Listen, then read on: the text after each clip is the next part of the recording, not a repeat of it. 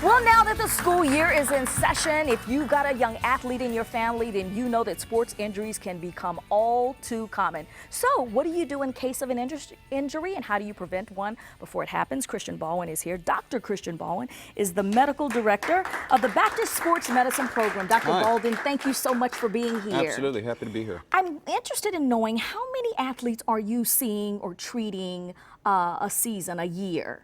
Well, a year, we see thousands of athletes and patients in general throughout a year, and me personally, definitely a few thousand. Yeah. And in our program, we have multiple physicians involved, so we're seeing a tremendous number. And of course, athletes usually don't come to you until they've had the injuries. You are specializing in how to treat, how to prevent injuries before they happen. What are some good tips that you can give people, for athletes, as it were, how to try to prevent these things before they Well, happen? number one, you have to be realistic about your goals. Yeah. Unfortunately, we see a lot of injuries that happen throughout the year at various stages, whether you're a young athlete, you're a professional, you're a collegiate, or just a competitive club athlete.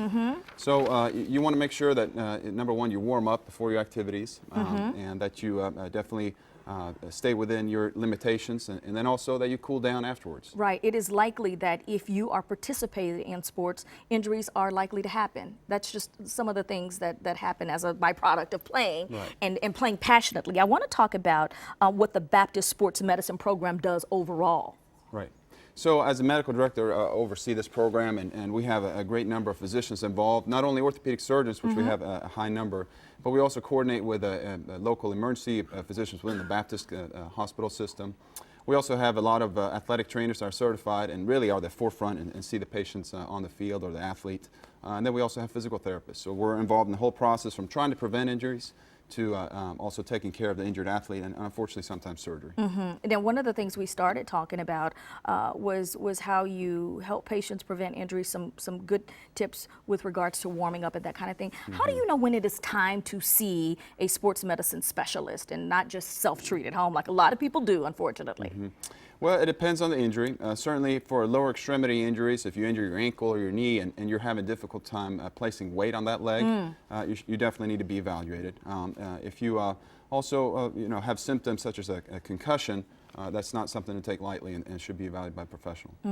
What are some of the smart things that parents can do, sports directors can do, just to ensure that students are taking the best care of themselves while playing? Using common sense is number one. Okay, so here in Texas it's very hot, Yeah. Especially in the summertime. We're getting to a cooler period of time now, but hydration in the summertime is very important. And again, proper warm-ups, proper training before the season starts, and maintaining health throughout the season.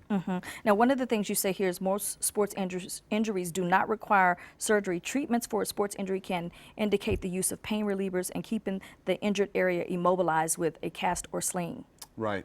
So sometimes, we see an ankle sprain, and that doesn't need surgery at all. We utilize our therapists and also our athletic trainers to coordinate care and get them back into a functional rehab process.